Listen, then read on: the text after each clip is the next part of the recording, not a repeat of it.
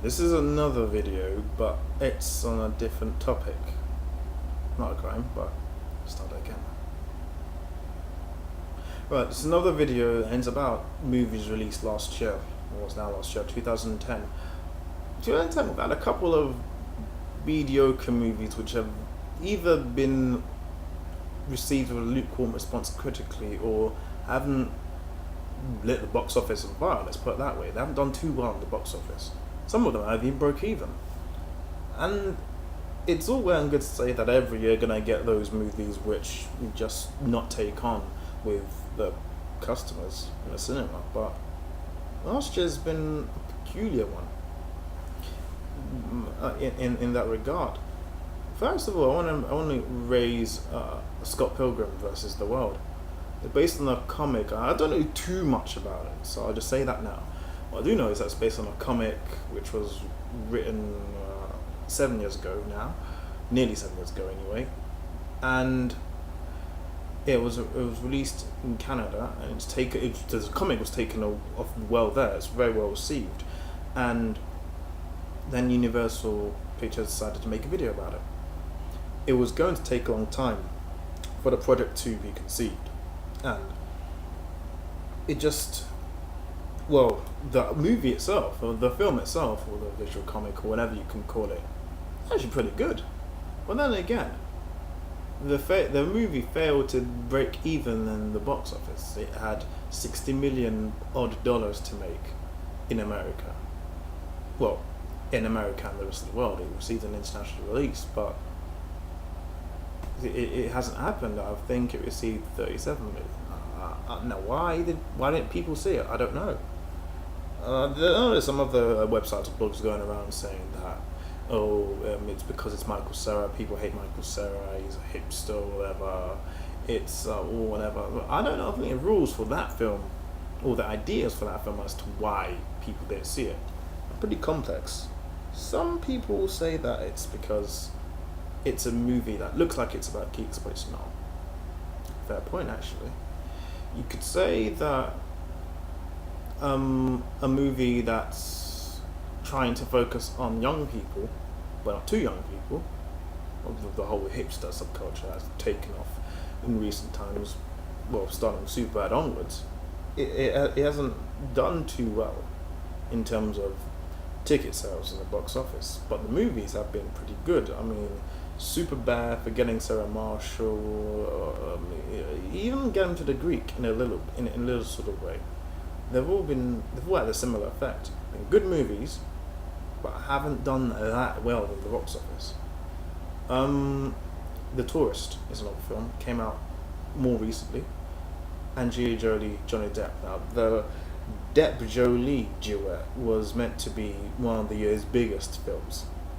It hasn't exploded on the box office as you think it would. Conventional wisdom would say people would flock to watch that film in the droves. It hasn't happened.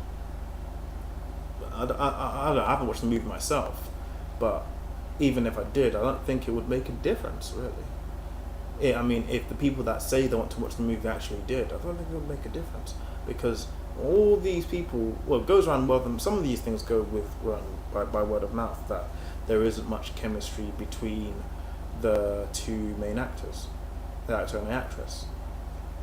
I can believe that, and if I see it and they're right, all these people, these critics or whatever, if they're right, then I'll be disappointed.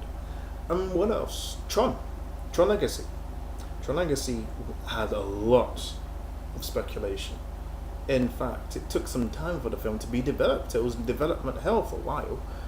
Then the movie was screened, shot, and it got its release in December the 17th. And, well, at least in England it got released here, December 17th. It wasn't panned, but the film wasn't that well received with critics. Then again, no one should base their sole cinema going experience on what a critic says, and I wouldn't either. How tempting the idea is, they don't always get it right. A good movie doesn't always seem good in a technical sense. It hasn't happened for Tron though. People haven't watched it as such. I mean, it topped the box office in America, but I mean, since then it's amassed what $270 odd million. Harry Potter was quicker than that, but Tron, a movie with a lot more speculation, and a Disney movie as well, it hasn't taken off so much.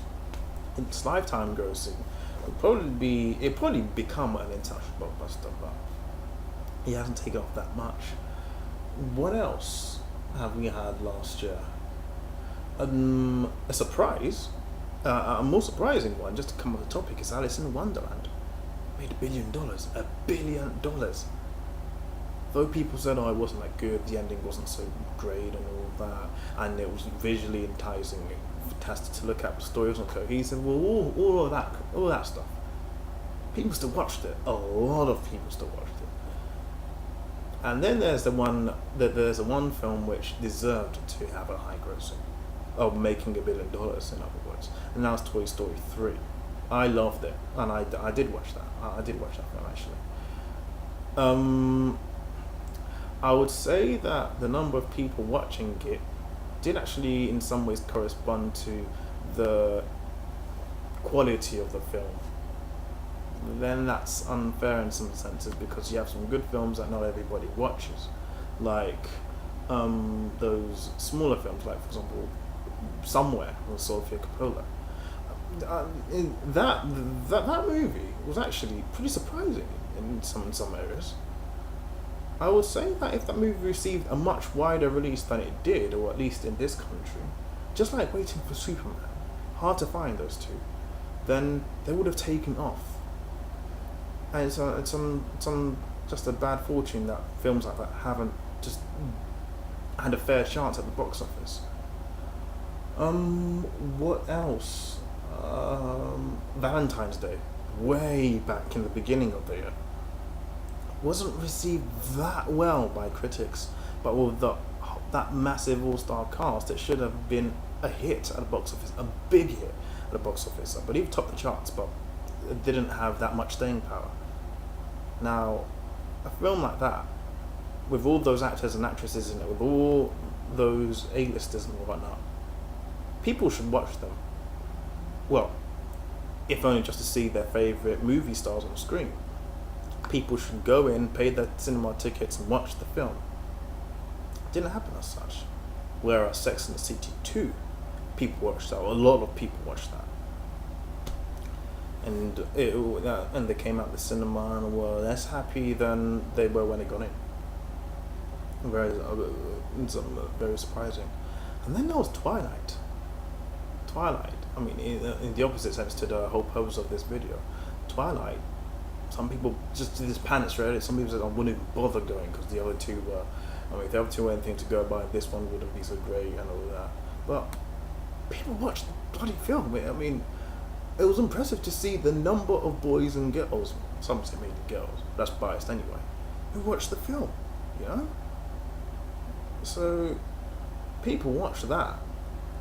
Yet people didn't, in some ways, watch. Well, personal favourite of mine, Scott Pilgrim. I mean, different cinema audiences and a different market to cater to, all of that. But at the end of the day, you've just got to ask yourself, why is it that last year we had a number of movies which were good in their own right, but people didn't watch them when they came out in the box office?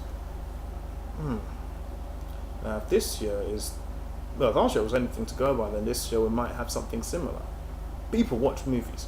Don't get me wrong with that. We've had $2 billion grossing movies last year. A big surprise. Now, whether that can happen, or whether the similar situation from last year happens, where you have good movies that people just don't watch, I don't know. It's likely, but you can never say never with some things, can you?